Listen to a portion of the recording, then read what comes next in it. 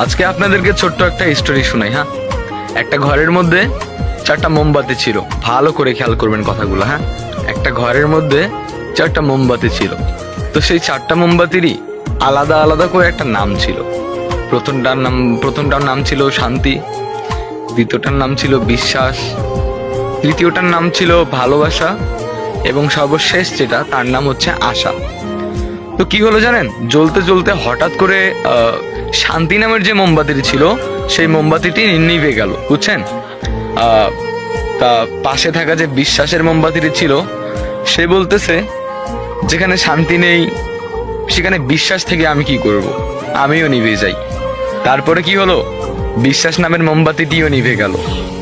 তো কিছুক্ষণ পর জ্বলতে জ্বলতে ভালোবাসা নামের মোমবাতিটি বলতেছে, যেখানে শান্তি নেই, যেখানে বিশ্বাস নেই, সেখানে তো ভালোবাসার কোনো মূল্য নেই।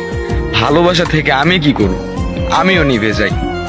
তো 4টা মোমবাতির মধ্যে 3টা মোমবাতি নিভে গেল। কি কি নিভে গেল? শান্তি, বিশ্বাস, ভালোবাসা নিভে গেছে। তো আধা ঘন্টা পর ওই রুমটার মধ্যে একটা ছেলে আসলো। ছেলেটা এসে দেখলো তার 3টা মোমবাতি নিভে গেছে। তো সে কি করলো, আবার লাস্টে যেই মোমবাতিটি জ্বলতেছিল, মানে যে আশা নামে মোমবাতিটি জ্বলতেছিল, সেই মোমবাতিটি দিয়ে সে আবার পুনরায় সেই 3টা মোমবাতিকে আবার জ্বালিয়ে দিল। তো আবার 4টাই জ্বলতেছে। হ্যাঁ, তো এই গল্প দ্বারা আমরা কি শিখতে পারলাম?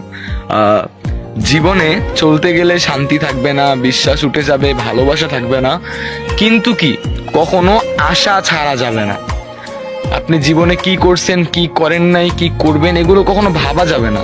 আপনি যেটা করতেছেন ওটা কন্টিনিউ করে যান, আশা ছাড়বেন না। স্বপ্ন থাকা ভালো, স্বপ্ন দেখুন, একটা আশা রাখুন মনের মধ্যে যে না আমি পারবো।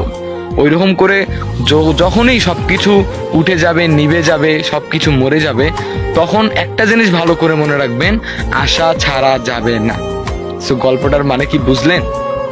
যদি বুঝেন একটা ছোট্ট করে কমেন্ট করে যাবেন, আর যদি বেশি ভালো লাগে একটা শেয়ার করে দিবেন।